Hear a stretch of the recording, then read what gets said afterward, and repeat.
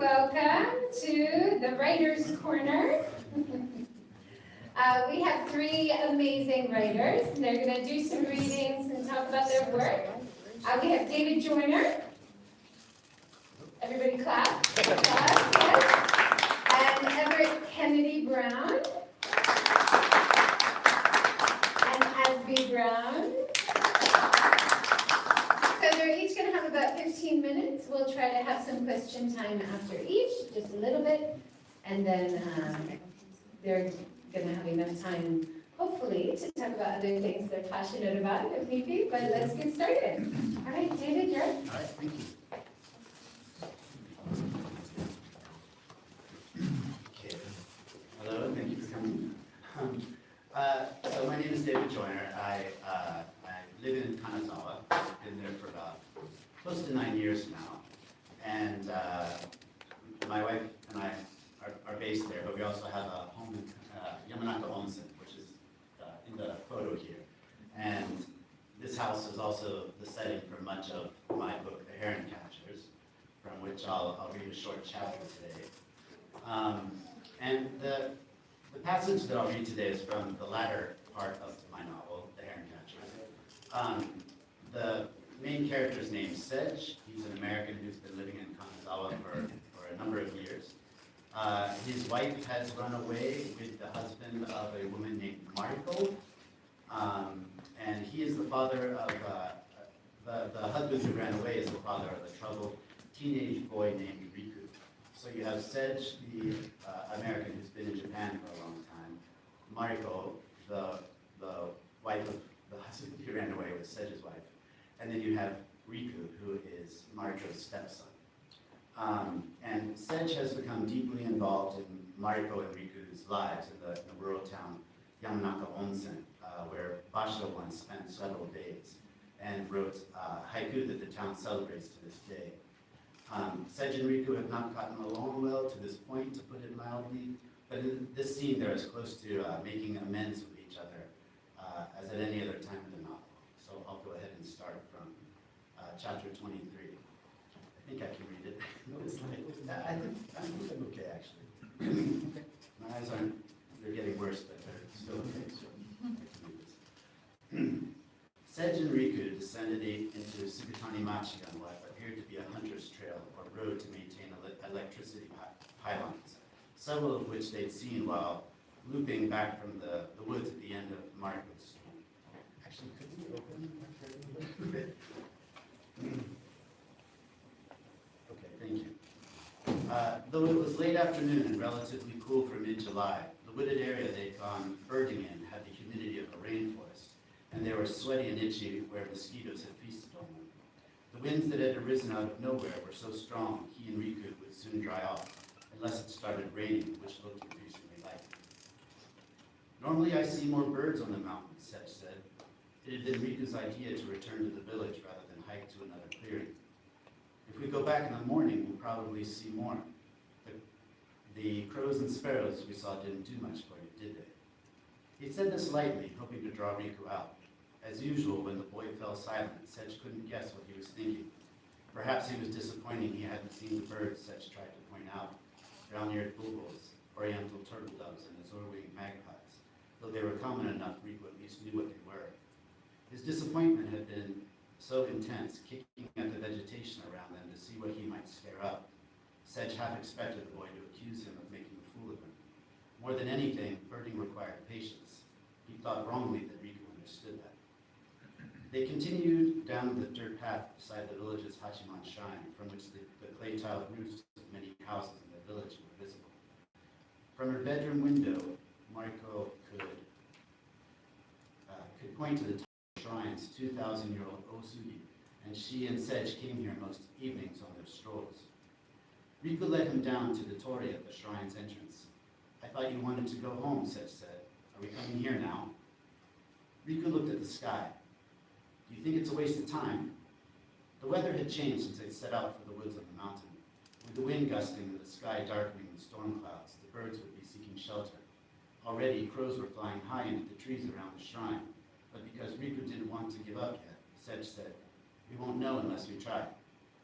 Before walking beneath the torii, they bowed to the shrine atop the hill, which they passed on the way down from the woods. Sedge headed to a covered ablutions basin to wash his hands and mouth. Riku only did so after Sedge told him to. Opposite the ablutions basin stood an iron horse on a stone plinth, one foreleg pawing at the air. Before it was a short fenced enclosure, inside of which sat 7 round rocks of varying sizes. Sedge stopped to read the sign behind them, but the cursive script was indecipherable. Do you know what those are? Riku said, running up from behind. I can't read the explanation. They're ban mochi ishi. People here used to compete to lift the heaviest stone. Can I get the page to turn? Thank you. So the ban mochi ishi are in the top right corner there. They're ban mochi ishi. People here used to compete to lift the heaviest stone. Whenever I see them, I want to try, but my stepmom won't let me. She says they belong to the shrine. Traces of moss covered the rocks. The smallest one resembled a volleyball, the largest a giant tortoise. Sedge couldn't imagine rolling the largest rock over, much less lifting it off the ground. One time I snuck into the enclosure late at night, Riku said. I wanted to test my strength. How many were you able to lift? Sedge asked. The 4 smallest ones. I couldn't budge the largest 3. The 4th largest rock must have weighed well over 100 pounds. It looked impossible to get a good grip on. If Riku had lifted it, that would surely make him stronger than most men in the village. The shrine path climbed 2 sets of steps. The first passed the osugi, which were marked by shimenawa roots to signify their sacredness. They dwarfed a nearby camellia tree, whose fallen flowers lay scattered on the ground, brown and rotting. Someone left their cane by the handrail, Sedge said, pointing to it. What a strange thing to forget if you have trouble walking. Riku grabbed it and swiped up the air like samurais in movies do with swords, then returned it to where he found it. Old people leave things here all the time. Where do you think we'll find any birds? Sedge asked. Riku looked around them again, then at the tops of the trees. Birds usually flit around between these steps in the shrine. We should have come here first. They waited for something to move in the treetops or dart across the sky. A few minutes later, they climbed further.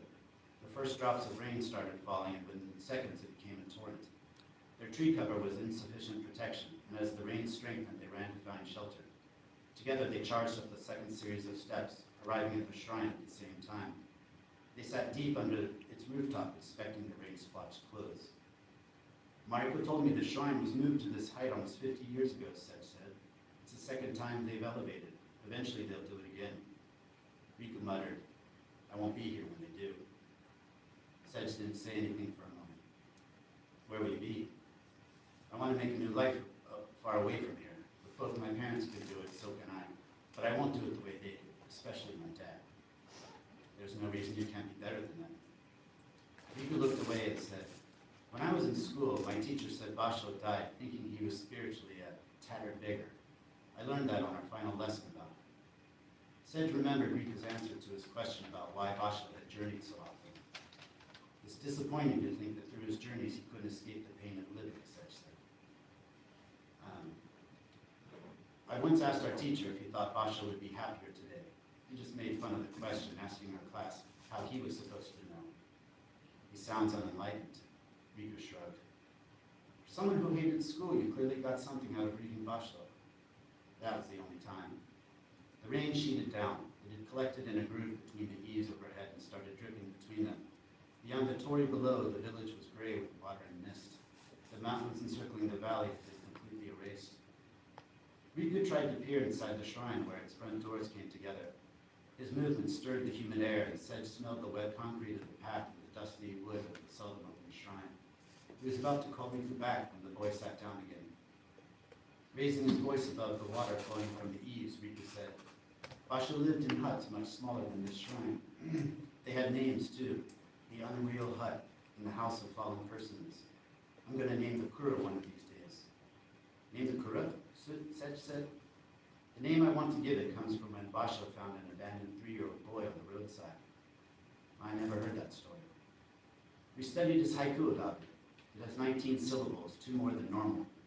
My teacher said Basho was overwhelmed with sorrow at the boy's fate, and 17 syllables couldn't contain his emotions. He pulled a notebook from his pocket, and protecting it from the rain, flipped to a middle page. I copied the haiku. It refers to a Chinese story about a monkey who grieved so deeply when her baby was stolen that she killed herself. He handed the notebook to Sedge. Can you read it? Sedge could just make out Riku's hurried writing. Poets who despair at the monkey's keening, how would they feel hearing an abandoned child crying in the autumn wind? What became of the little boy, Sedge asked, handing the notebook back. Riku shrugged.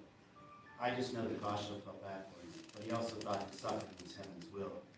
Before he walked away, he tossed the child some food he was carrying and grieved for his sad fate. That seems too cruel. My teacher said that if we judge Basho's actions by today's standards, he seems cruel, but he acted how the times he lived in said he should. Sedge couldn't help but think that for someone journeying to escape the pain and sorrow of the world, what Basho had done in this instance was to deepen and perpetuate it. The haiku makes me want to call the kura the monkey hut, Riku said. Isn't that story too sad to name the kura after? Riku held out his hand until he caught the water dripping between them. After collecting a palmful, he rubbed his face with it. Not to me, he said. Sedge couldn't rid his mind of the story about the 3-year-old left to die alone on the roadside. How could something like that happen to a child? And why did Basho not do more to help? Was his journey so important that he couldn't delay moving on? Surprised by his strong reaction to the story, he was grateful when Riku changed the subject. Did my stepmom tell you that a wood-turning apprentice across the street gave me a block of wood this morning? He was planning to throw it away because the grain was warped. He didn't want to give it to me, but when she explained why I wanted it, he agreed. I'm going to make it into a kuhi and carve a haiku on it, and pound it into the ground in front of the kura. There, kuhi, there on the bottom right. Sedge smiled. What haiku did you choose? He hoped it wouldn't be the one Basho wrote about the monkey. I'm going to write my own. I'll need time to make a good one. I'd like to read it when you're done. They looked toward the village again, their eyes veering to Mariko's home. The roofs of the house and kura were only just visible through the rain. Are you going to marry my stepmom? Sedge let out a deep breath. We haven't known each other very long. And how can I? She's still married to your dad. But he's in jail. There's no way they'll stay married now. Sedge didn't reply. He watched Riku catch the rain falling from the eaves again. I heard you met him. Sedge nodded. He came to our shop once with Mariko. He refused to talk to me. Why did he come to your shop if he wouldn't talk to me? My wife was there. He came to talk to her. Riku poured the water in his hands under the step between his knees. Why did my dad run off with your wife? How should I know? Riku frowned. People say I look like him. I hate hearing that, especially after what he did. Do you think I do too? Yes. A lot? Yes. Especially when I first met you. But I don't see your father in you the way I used to. I don't want to look like my parents. I hate them. Maybe so, Sedge said, but that's no reason to hate yourself. A long silence followed. The rain bounced off the path at their feet. You've been nice to me today, Riku said. Why? The directness of the question surprised Sedge. He didn't know how to answer. After another long silence, Riku stretched out his legs, letting his shoes and the bottom of his pants get wet. After the rain had darkened them, he pulled them back. Sedge laughed to himself.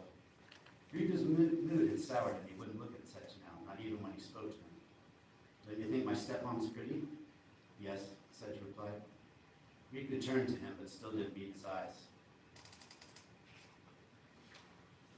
I'm going back before the weather gets even worse. We'll never see birds in a storm like this. He tore down the steps in the rain. The bottom of the shrine path had become a pond. He splashed through it, bowing again to the shrine at the top of the steps before turning and hurrying home. Thank you. Okay. Thank you very much, David. Any comments or questions for David before we move on? Just very quick. Yes. This is Yamanato Onsen. And this would be the house sort of off in the mountains over here where Mariko and Riku live. And that's the Hachiman shrine, the entrance to it. And the shrine where they're caught in the rain on the top of the second series of steps. And there's a Basho museum in Yamanato Onsen, the Basho hut on the river by the gorge. That's so famous there. And when the Basho haiku on one of the mosques draped the heat, and there's more over here too. You can't really see it. It's that small. Can you read it? No. No pressure. Any questions for David? Yeah. Was this based on your life at all? Was there anything in here that? Not at all. I say that about all my books, and people generally don't believe me. But this is a pretty dark novel, and some dark things happen that absolutely did not happen to me. But the only thing that's true about this novel is really the setting. Almost everywhere except the ryokan where Mariko works and where Sedge stays in the beginning when he first goes to Yamanaka Onsen. That's made up, but everything else, they're real places. I'm sort of guiding the reader in a sense through Yamanaka Onsen, trying to take them to as many interesting places as they can. And Miku is how old? I'm sorry, he's 16 years old. And you seem to know a lot about adolescents and kids and stuff like that. I have two cats. Storm and Drum. They don't get along well, they're in a lot of trouble, so that's my experience with and my own adolescence. Wow. Anyone else? Yeah. So I really like that. I haven't read the novel, and I'm going to get it, I'm going to read it. Of course, because I spent a lot of time in Kanazawa. But from that chapter, it seems to be so much about human relationships and things that are familiar to me from having an adolescent son and all kinds of things. You know, I hate my dad. But I just was reflecting, what might have been different if it hadn't been set in Kanazawa? Could you imagine writing a similar story that was set someplace totally different? I mean, would the human relationships change, or This story would not have worked, I think, anywhere else. Why is that? The setting is very important, and partly because Basho is a very sort of important character in the novel. And also, just a lot of the rural traditions and things that Mariko was sort of born into, and does her part to sort of keep alive, I guess. And a lot of the local culture. Every time, this is the second book in a series of Ishikawa set novels that I'm intending to write. And whenever I write a book, and I've written three novels, but I always try to bring the local culture out from those places. And so this book is, you know, those cultural elements are unique to Yamanaka Onsen. So if I had set this book somewhere else, I probably could have written a similar story. Right. But Betrayal and Right. those issues. Right. But Yamanaka Onsen also has just an amazing number of herons. And the whole Kage area, whenever I drive there, it takes me an hour or so to drive from Kanazawa to Yamanaka Onsen. And I go through the countryside. And I'm just so amazed by all the herons that I see there. There are heronries along the roads. You know, they're in the rivers everywhere. They're in the village. They fly over I mean, that's a really, really unique part for me about Yamanaka Onsen. I know herons are all over Japan, but I associate that place with herons. And the herons take on pretty significant symbolic meaning as the book progresses. So I suppose I could have written the story elsewhere, but it just wouldn't have been very good. Thank you very much. I have one Thank you. question. Yeah. You know, because your writing is so incredibly descriptive and the words you choose, I'm wondering if you've written poetry also, or if you write poetry. I've had some haiku published, but I'm not, absolutely not. But your I just had writing some sounds like extra poetry. ones sitting around, and I sent them off, and they got accepted, and I was like, oh, that's nice. So, but maybe one day I'd like to try to do that, Yeah. after I get the third book done, and I have no idea what I'm gonna do next, and maybe I'll do that. Yeah. Thank you very much. David Joyner's books are available for sale as well, I should mention. All right, let's continue with Everett Kennedy Brown. Okay, before I start, I just wanted to comment, we talked a little bit yesterday. I asked if your books have been translated into Japanese, and they haven't. And I really, from hearing you speak, I think that they really should be in Japanese, because with the good Japanese. Thank you. too. Easier said than done. Well, yeah, it's just a matter of finding the right translator. Yeah, well, I have a translator who has translated Kanazawa, but she's not well connected to the publishing industry in Japan. And when she came here last, she tried to find a publisher, and they all completely brushed her aside because she was an unknown quantity, and I was too. And, Yeah, sure. but I appreciate that. I'd like to at some point. I think the opportunity is there. Okay, let me begin. This is kind of unusual for me because this is maybe the third time that I've talked about my work in English. I usually write in Japanese. And the reason that came about was that I came to Japan as a photojournalist. And can you hear me? Maybe I'll get the... Yeah. Could you use the mic? Yeah, would you mind? Thank you.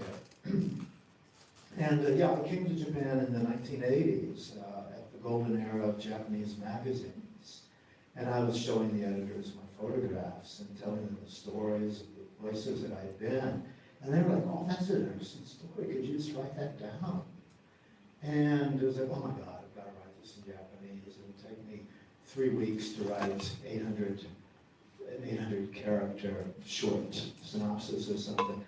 But, you know, doing this repeatedly, I became comfortable writing articles in Japanese, and articles became books. And that's been my story for 30 years.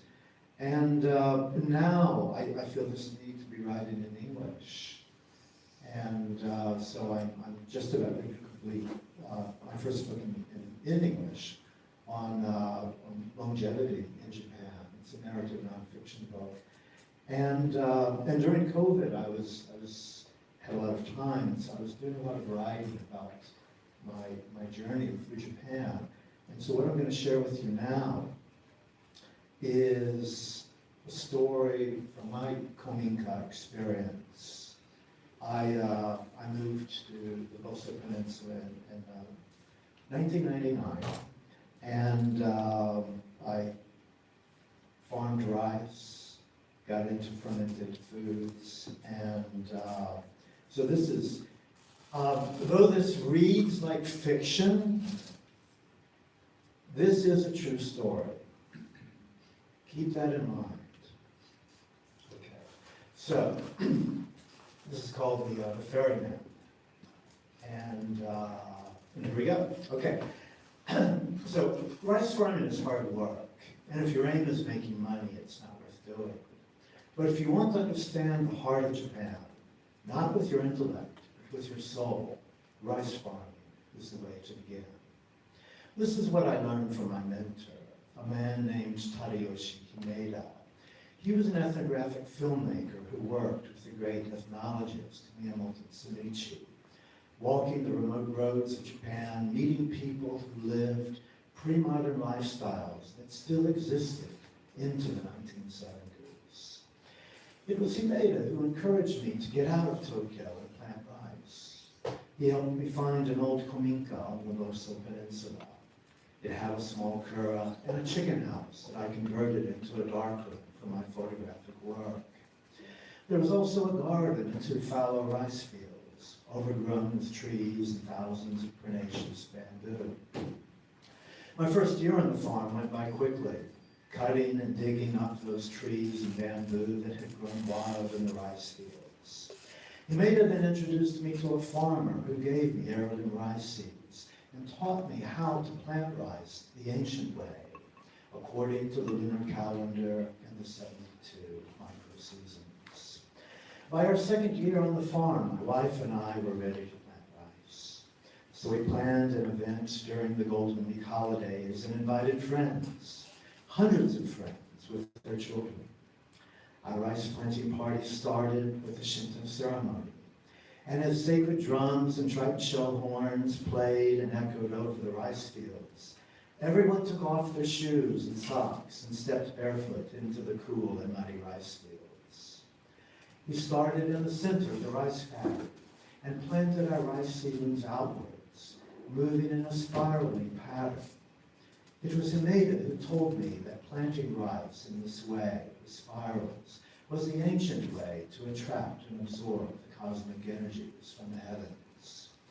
We all had a good time doing this, and after the planting was done, everyone sat around in our big grass yard, eating homemade potluck dishes, drinking local sake, and enjoying live music and dance into the evening.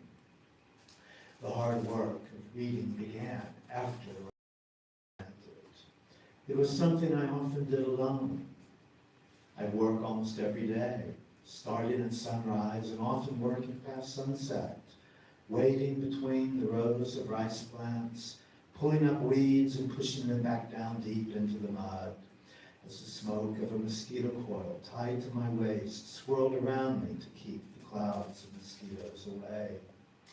It was tiring work, the long hours of stooping over in the thick mud, and I often heard a voice in my head pleading for me to stop, but something in my bones kept me going. Call it spirit or soul, it was something very deep in my bones that encouraged me to keep going. I needed to lightly clench. I learned to lightly clench my toes in the mud. This strengthened my connection with the earth and gave me the stamina to go into the night. After a long day of working like this, I'd fall asleep at night, content with the world. And I would have the most remarkable dreams. One night, after falling asleep, I found myself standing over the rice fields. I was listening to the way the rice plants breathed and changed just before they went to sleep. And as I did this, I began to notice an unfamiliar sensation in the muscles in my back. I hadn't noticed them before, those two lumps beneath my shoulder blades. After closer examination, I realized they were what appeared to be wings, dormant wings that I had always had but had somehow forgotten, probably from lack of use. So I began wiggling those wings beneath my shoulder blades, and as I did, I was able to stretch them out and even begin to flap them. As I did this, I felt my body slowly lifting off the ground. And surprisingly, I had no fear of flying. With a little practice, I actually found flying much easier than I expected.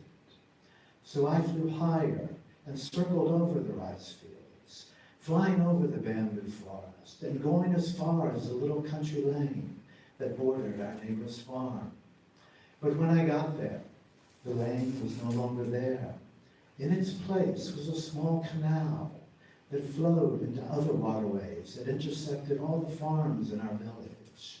I could see how the stream eventually reached the Azby River, down by the Red Bridge, where the river angled east and meandered towards the Pacific Ocean.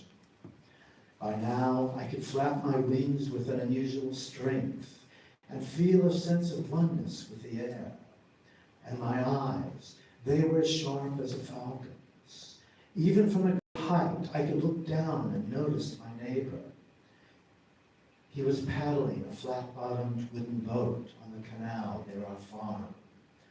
I circled behind him and flew down to get a closer look. That was when I realized it wasn't him, but what appeared to be one of his ancestors. I knew this because there were no cars or any other evidence of modern life below me. That was when I realized I'd flown back into time. This realization startled me. I had evidently flown much too far. So I circled back over the bamboo forest towards the old Minka, where my wife and I were sleeping. That was when I woke up. I found myself lying on my futon, and I was awed by that dream, feeling like I journeyed into a kind of a dream time in which the soul of my village had been revealed to me. And I'll tell you, from that day onward, my relationship with the farm, the land, and the village changed. I felt a deep sense of connectedness that seemed to transcend time. It left me with the feeling that when I died, my ashes would be buried under the old ginkgo tree, near the bones of Ringo Hime, my favorite cat. It was a few years later that I had another remarkable vision that made that dream all the more important. One day, My wife and I were walking our dog through the village when she mentioned to me that one of our neighbors had died. It was our neighbor that lived in a big old beautiful farmhouse that I'd often admired. How it stood hidden from the street by a long stone wall and high hedge. My wife said the house was up for sale, so we went over to have a look. When we arrived at the open gate, I saw a vision that stopped me in my footprints, in my footsteps. There in the front yard was a long table surrounded by men and women drinking and eating. It reminded me of a Sunday afternoon feast I'd once seen many years ago in southern Italy, with children gaily running around the table as the adults passed bottles of wine around. It was like a calling, that vision, to buy my dead neighbor's property. My mother had just passed away, leaving me a small inheritance, enough to buy the house and do some renovations. My wife had always wanted to make a fine country inn that served farm-to-table cuisine, so this would be the perfect place, we thought. So I contacted the real estate agent, and after some negotiations, was able to buy the old house. But before starting renovations, I wanted to know more about the house's history. So I asked around, and one of our neighbors knew the sister of the former owner. She lived across the river, and arrangements were made for us to meet her. On the appointed day, my wife and I drove across the Red Bridge and found her home on the other side of the river. It was a well-kept house with a little vegetable garden hidden by a high hedge in a peaceful little village. She met us at the door, a nicely dressed and dignified woman, maybe in her mid-80s. She had a warm smile that put us at ease. She invited us in for tea in her Western-style living room, and my wife gave her a Tupperware full of our homemade miso before we sat down. In return, the old woman handed me a nicely bound copy of her Tanka poems. She told us she had been a poet all her life and had even received an award from the emperor. As we enjoyed our tea and cake, she told us the history of our new house. For several generations, the men in her family had been the village headmen. That was why, during the autumn festival, the carriers of the village's portable shrine would stop for rest at the little Shinto shrine outside the house's gate. As a child, she'd help her mother and father hand out slices of pears, rice balls, and sake to the villagers who participated in the harvest festival. After the young people moved away to the city, the festival stopped, she told us. There wasn't enough men to carry the portable shrine. She then looked at me with searching eyes and said, "Maybe you will revive the festival." My wife and I suddenly glanced at each other. The old poet's words struck us both with the siren call of destiny. I suddenly remembered that vision I saw of the big feast in front of the garden, and felt the spirit of the house calling my wife and me to bring new life to our village. Little did we know that 2 years later, we'd actually revive the festival with the help of our young friends. Shortly after I got married, the Red Bridge was built, and I rarely went back to the house where I grew up, she said. Why was that, I asked. I got busy in my husband's village, she said. And then, after the bridge was built, the ferryman disappeared. The ferryman, I asked? Yes. Before the bridge was built, there was a ferryman who lived down by the river. For a few coins, he'd row us across the river in his flat bottom with the boat. Thank you very much.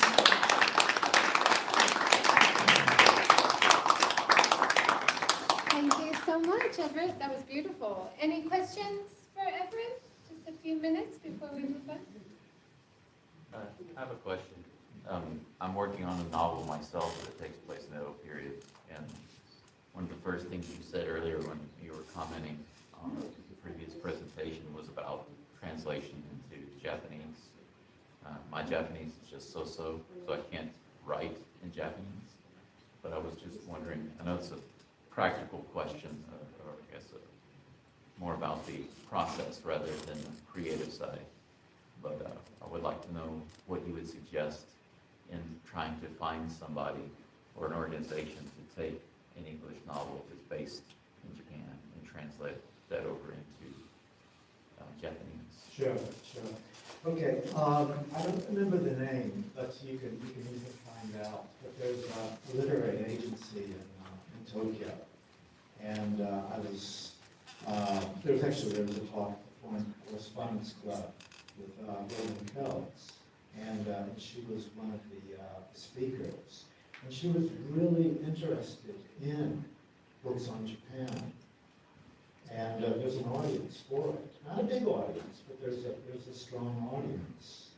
And so she was also encouraging people who are writing in English about Japan to also have their books translated into Japanese.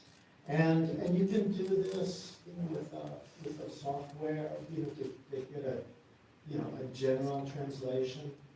And when you're ready, you should contact her.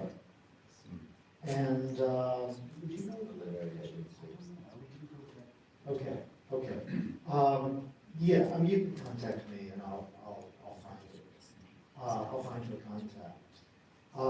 But I think that for anyone who is writing about Japanese, it's important to switch in. Right. And there is an interest in the foreign perspective on Japan. And I found it quite easy actually to find publishers for my work in Japanese. And so I highly encourage that. And I love the idea of fostering all of us, Right. who are telling the story of Japan in a way that needs to be heard. Thank you. I have other questions, but I think other people, I'm sure. Can we leave more questions till the end? We want to make sure Azby has time to read. Is that okay? Yeah, thank you so much.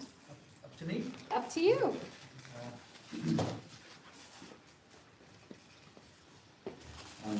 Well, thank you again. It's great to be here, old friends. Everett and I think we know each other 30 years or something.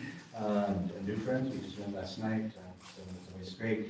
And it's funny, my life, I never thought I would be writing when I was certainly, growing up in high school, university. It's simply that having encountered the work of the Miyadaiku Nishioka-san in Nara, and being able to document it, I just was compelled to tell the story and to convey it. And that became a book I'm going to read from today called The Genius of Japanese Carpentry. And I thought until recently I didn't have a single copy of the original edition, but I was looking through boxes of books and things and found one. And this is the original edition from 1988. And this book is still in print. There was a new edition made in 2014. It doesn't sell a lot of copies, but it is consistently, people are interested. Perhaps interest has grown in the recent decade or so, and that's incredibly gratifying for me. And the whole reason I ended up staying in Japan is because of this encounter with this remarkable carpenter. And I had studied in college. I was at Yale as an undergrad at a time when there were no courses on Japanese architecture whatsoever, even at a university like Yale. I graduated in 1980, and so I was able to put together a tutorial, a course with, I was the only student, and there was one professor, and that was basically my senior year, and learned as much as I could from books about Japanese architecture, and there were only a few books available about carpentry, almost nothing, and was able to come to Japan and have this chance meeting with the master. And I initially thought that I wanted to be an apprentice carpenter, because I was making things. I taught myself basically timber framing in Connecticut while I was still in college, and was learning that and was making things. I was also doing artwork, sculptures, environmental artworks and things. So I thought that was going to be my path. But at this point I was in my late 20s, and I realized that I probably didn't have the persistence at that point to stick with it for the 7 or 8 years that would be necessary, especially since I had the drive to do my own creative work, which would have been impossible. And I went back to Master Nishioka and asked him if he would allow me to have access to the work site and to document the work, and he graciously immediately said yes, and wrote for me an incredible recommendation on washi in ink for the Japanese grant from the Ministry of Education, and I got that grant and went back in 1985. So it became a book, and this sort of set a pattern. I mean, I have basically 5 books written. This was the first one. This was the most recent, which is already 10 years ago, so it's not like I'm cranking them out. And it involves textual description, but a lot of visual description as well. Lots of drawings, lots of photographs. Maybe many of you are familiar with it. So this sort of became my thing, was if I'm going to explain this stuff, I'll need to do the drawings. I'll need to provide the photographs of what I'm seeing, and I'll need to tell the story. So I'm going to read from a section, a chapter called The Master Carpenter. Sumikazu Nishioka is a gentle man. With an eventful 8 decades of life behind him, he arguably sits at the apex of the world of Japanese carpentry.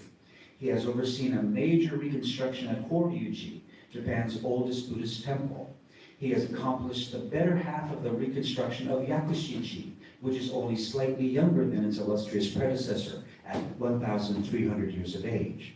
In the process, Nishioka has been showered with virtually every major cultural prize bestowed in Japan, both public and private.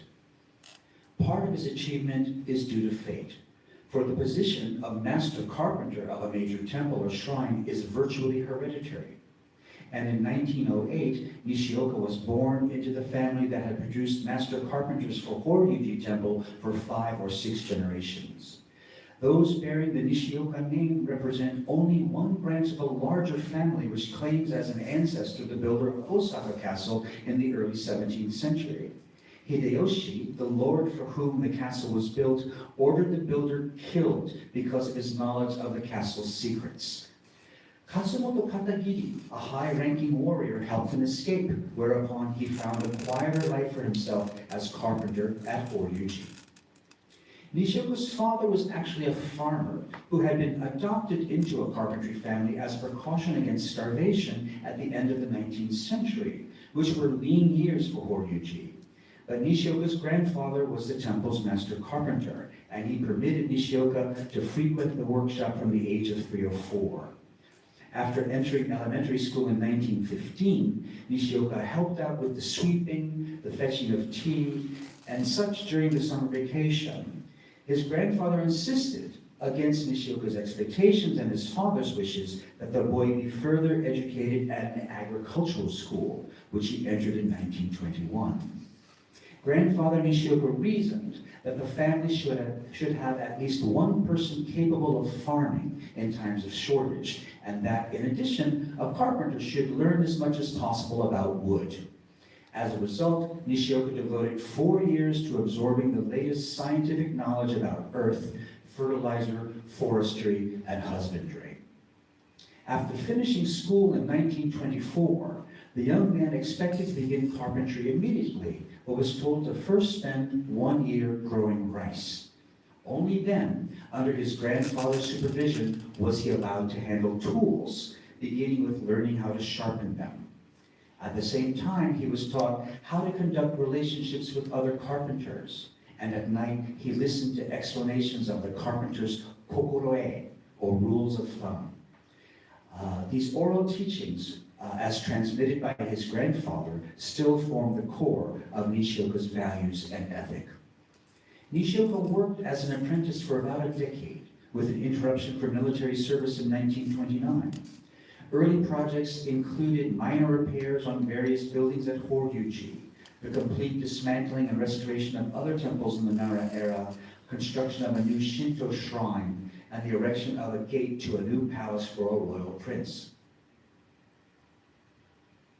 In 1931, he made a detailed 1/10 scale study model of the Horyuji 5-story pagoda, now in the collection of the Tokyo National Museum. On some smaller projects, he acted as master carpenter.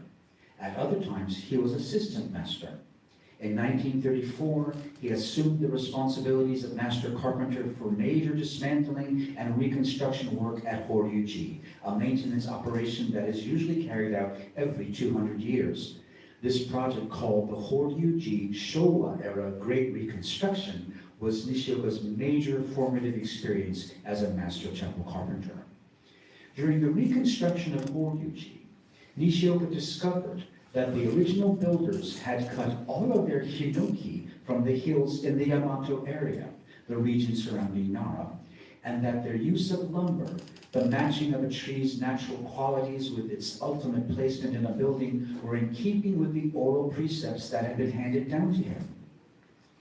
Different mountains make different wood, he says, adding that building is a matter of matching the individual personalities of trees as well as carpenters. Traditional wisdom provides innumerable guidelines for exploiting the unique characteristics of different trees, utilizing twists so that they counteract each other, making sure that trees which grew on the southern face of the mountain are used on the southern side of the building, and so on. Coming from a family of craftsmen, I had learned these principles already, he said, but it was only when I took the buildings to pieces that I discovered that all of Horyuji was constructed in this way. I was extremely moved. The oral tradition had been applied without exception. But the ancient standards were not always maintained, he asserts, and the results can be seen in repair work carried out some 6 centuries ago. They simply matched good-looking trees with good-looking trees. When I rebuilt, I reverted to the old ways, perceiving the nature of individual trees, matching them with north and south. Thus, fortune was smiling when it fell to Nishioka to oversee this rare dismantling and repair work at Horyuji, to check up on, so to speak, the work of his predecessors, albeit of a millennium past. The old builders were people of art who approached their work with religious devotion, he says. They had no way to know how their creation would fare over the span of 13 centuries. The privilege of finding out fell to me. I felt like a highest level doctor of anatomy. In his consummately informed opinion, the buildings at Horyuji are good for at least another 2,000 years, provided they receive regular checkups and proper maintenance. It was during the early stages of the Horyuji restoration that he fully realized the benefit of his agricultural education. For one, he was called upon to examine the soil under the foundations of the temple's eastern precinct, an analysis which won him the respect and recognition of his colleagues. He has often maintained that his education has served him well. These are the things a person needs to know in order to make a house. If he is going to make a wall, he needs to know what kind of earth is good. If he's going to make tiles for a roof, the same holds true. Of course, if he uses wood, he should know how and why it grows as it does. The Horyuji 5-story pagoda and the Yakuji Eastern pagoda are both constructed of wood which have been growing for 1,000 to 1,300 years. That means altogether, each of these trees has been standing for 2,600 years. He gives as an example, hinoki is strongest 200 or 300 years after cutting. This is the traditional wisdom, so I was extremely pleased that recent research by Professor Jiro Kohara, a forestry specialist, backed it up. A sparkle comes into Nishioka's eyes when he talks about hinoki, cypress, his favorite wood. There are 6 species of hinoki in the world, but Japan's is the best quality. That is why shirakizukuri, bare wood construction, began here. The 6 types are Japanese hinoki, which is called maki, or true wood, by the ancients, sawara, an inferior species found in Japan, Taiwanese cypress, and 3 species of North American cypress. The cell structure of Japanese hinoki, he says, of which the very best comes from the Yoshino region, where it is favored by particularly fine soil, is very tight. It has a straight grain, nice color, and delicate aroma. It is stable and easily planed, but it is unforgiving, so one must work with it with only the best tools. If a sculptor tries hinoki just once, he will never want to touch any other wood. Temple construction requires high-grade logs of large girth, which means of great age, ideally the 1,000 or more years that went into the columns of Horyuji and Yakushiji. But such trees have become extremely scarce in periodically deforested Japan. As a result, Nishioka has made several trips to Taiwan to select wood for the reconstruction of Yakushiji, begun in 1970. One of the carpenter's sayings, he relates, is, "Don't buy trees, buy a mountain." Thus, the temple has purchased large forested tracts in Taiwan for use in the restoration project. The Taiwanese hinoki is very similar to the Japanese variety, but somewhat less elastic, which means at times requires structural members, particularly roof beams, which fortunately are hidden, to be made larger in section than traditional design dictates. But age is not always an assurance of quality, he observes. I saw some 2,000-year-old hinoki growing in Taiwan, but their leaves were lighter than the other trees, only 200 years old. Dark leaves are a better sign. The branches of the trees with the pale leaves were sagging because they were rotten inside. Although Nishioka values the contribution his formal education has made to his development, he regards as something which, while helpful, is not essential, especially when it comes to training one's sense perception. Academics, he says, can be very foolish. They take simple things and make them difficult. Japanese society today measures people by their educational credentials, with the lamentable result that other equally valid ways of learning are being forgotten, even though they're backed up by 1,300 years of experimental observation in Japan alone. And this has happened so quickly, in a mere 100 years. 13 centuries of accumulated knowledge has been allowed to leak out of our culture, not just in architecture, but everywhere. Because the craftsman's knowledge is based on experience, on endless repetition and refinement, on direct imitation of a master's methods, a technique or attitude disappears with its possessor if not passed on through use.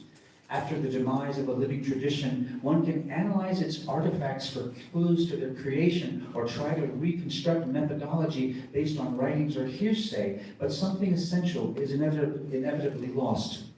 During the pre-modern era, there was an active dialogue among Japanese carpenters and a sense of competition which resulted in constant innovation and perceptible improvement in skills for the craft as a whole, all done while struggling against a progressively diminishing quality of available wood. But at that time, wood construction represented the only technology available for building in Japan. Nowadays, it is used extensively only in prefabricated homes and in a manner which is increasingly automated. In the face of interlocking industries which have settled upon steel and concrete as the most practical and profitable means of construction, wood has become something of a luxury. Likewise, the traditional means of training carpenters, which has long produced a steady stream of highly skilled craftsmen through a self-regulating apprenticeship system, has now been almost completely dismantled in favor of universal standardized education geared toward the production of office workers and technicians. Carpentry, even temple carpentry, is far from being a lucrative occupation, partly because the Japanese value system has come to disdain manual labor. Young people, no, they don't want to try to do this kind of work anymore, observes Nishioka Riley. Most carpenters seem to agree that actual development in the sense of positive innovation and improvement is no longer possible in the field. It is impossible to improve upon the ancients, Nishioka insists. They were incomparably better. The most I can do is to keep a small fraction of their knowledge alive. Some may be able to accept this decline, this cultural de-skilling, without feeling any sense of loss. Many Japanese regard it as regrettable but inevitable. Others, however, feel that it is neither inevitable nor inconsequential, but rather a case of painful and unwarranted negligence. The carpenters themselves, including the younger apprentices, carry themselves with the esprit that marks the last of a great deep breed. To share their life is to share their pain, which they generally keep well hidden, except when drunk. One younger carpenter, near the end of a long day of intoxicated celebration, turned to me with a grave countenance and pleaded, "You said it's painful to see how few of us are left. Suffer more, please. Then you might learn how we feel."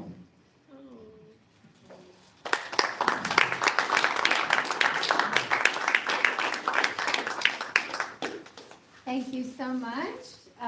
Another beautiful reading. Any questions for Azby Brown? And then we'll open to everyone. Yes? Was the suffer more please, was that kind of a invite to become a carpenter? It wasn't, but yeah, it was just he's saying that they're suffering just so much more than I can imagine because they've devoted their life to this. And they're the ones watching it disappear and feeling that sense of abandonment. It's like the difference between sympathy and empathy. For me, this is a shame. It's a shame. Tragedy. It is consequential that this is disappearing and happening now in our lifetime. And it's really a positive thing that so many people, for instance, our community here, is doing what we can to keep carpentry skills and an understanding of wood and sharing this through our sense of beauty, etc. But for something like temple carpentry, the miyadaiku, as Nishioka explained, in order to really become a miyadaiku, a fully trained temple carpenter, you have to have built and overseen the construction of an entire temple compound, meaning several buildings, a golden hall, gates, surrounding corridor, maybe a pagoda, maybe something else. You can't really be a full miyadaiku until you've done that. That's really what the work involves. And now that kind of work is simply not being done. So they can build smaller buildings, they can do repairs, and there's beautiful quality work being done. But the entire, let's say, the environment, the entire ecosystem of that has now fallen apart. So it's really regrettable. And I'll add, so this work I began in 1985. And it's one bookend of my career, the work on Edo and that environmental sensibility and use of resources, another bookend. And I sort of thought that this was behind me. And then about a year ago, December last year, I got an email from Nishioka's great-grandson, who was an undergraduate, fourth-year undergraduate at Kanazawa Kogyo Daigaku, the university where I had taught for 20 years.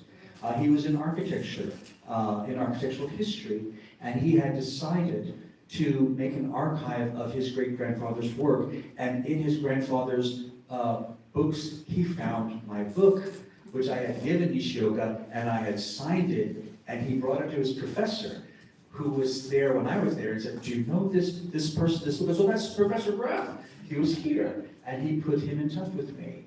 And this, to me, was a wonderful closing of the circle and a wonderful way for me to fulfill what I see as my obligation to the family, to the craft, to the temples themselves. And so I've been doing what I can to help him, give advice to him about making an archive. He's now in graduate school, and we chat, not every day, but we're back and forth on Messenger quite a lot, and I'm finding material and research material that I have that he doesn't have, and sharing. Where your stories are going to go as writers, right?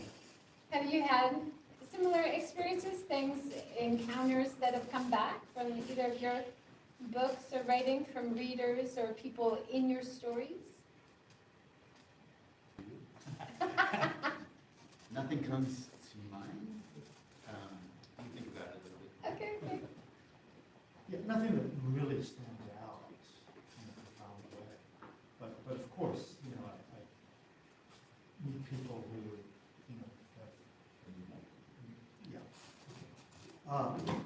of course, I meet people who've read what I've written and felt inspired by their own journeys towards, and actually, I mean, this is actually a good moment to segue, that, you know, Azby, what you were talking about, you know, about this loss of this wisdom in Japan. I mean, this has been very much a part of what I've been writing about in Japan. I've been writing, basically, you know, preaching to the choir, and especially what has been lost since the Meiji period, because Japan was completely recreated in the Meiji period. And so this is why I've been using a wet plate collodion process from the 1850s as a way for me to better understand how Japan was before this big paradigm shift that happened in the mid-century. And also, this was about 30 years ago, and I was in southern India, and I was interviewing a classical dancer, and I was lamenting to him about the demise of so much culture in Japan. And he said, culture is like an eternally flowing river. It may go underground for generations, but it will naturally come back up in another time.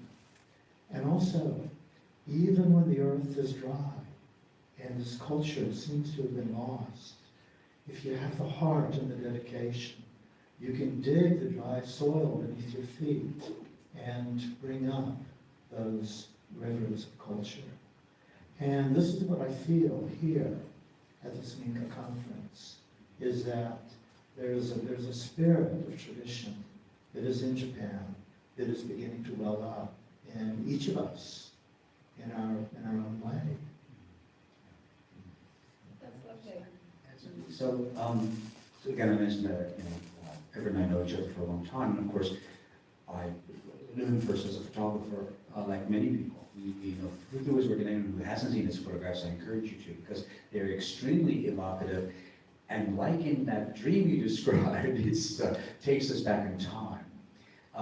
And I was curious about the passage you wrote, that episode in your life.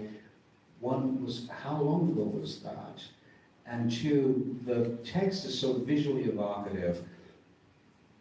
Did you consider somehow better that we create those pictures in our mind?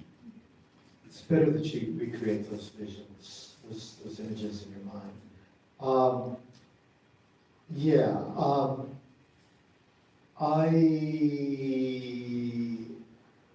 Through Himeda-san, who really gave me views of pre-modern Japan, I was able to really get to meet people who were living a life that had continued even since the end of the period. And so I've been struggling in order to articulate that through my wet plate images.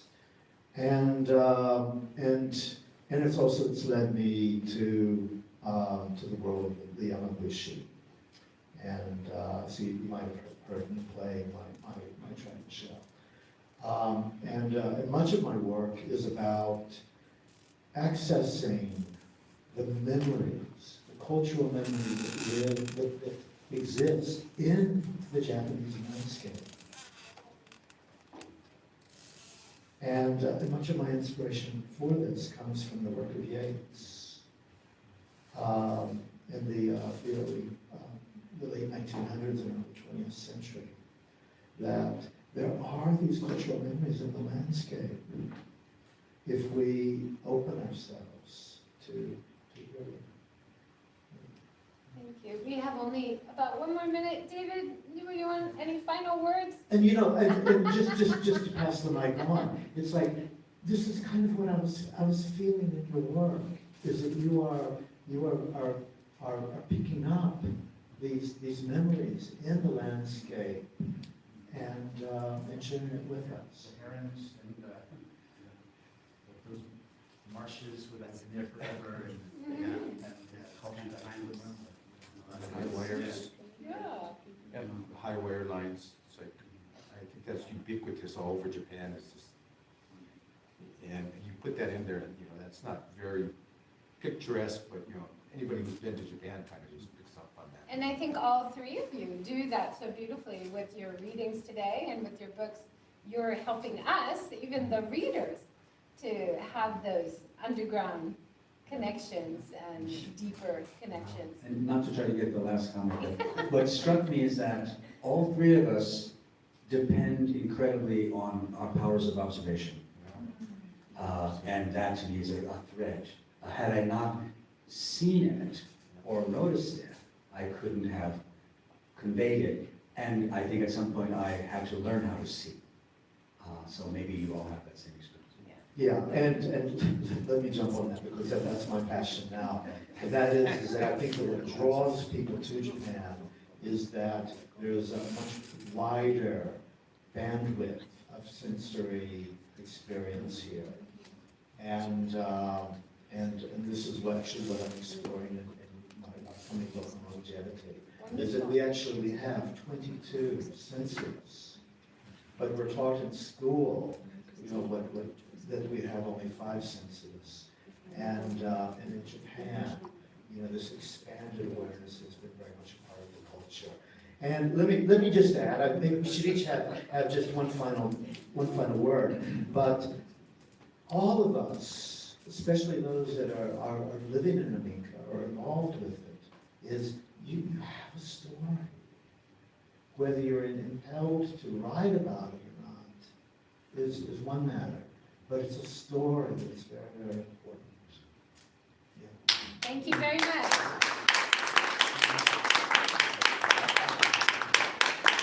So I think it's a lunch break time now. Yeah, thank you so much for joining. Thank you so much to our wonderful writers. Enjoy the rest of your day.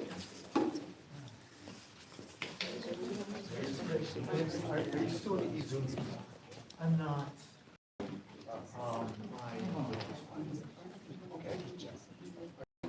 I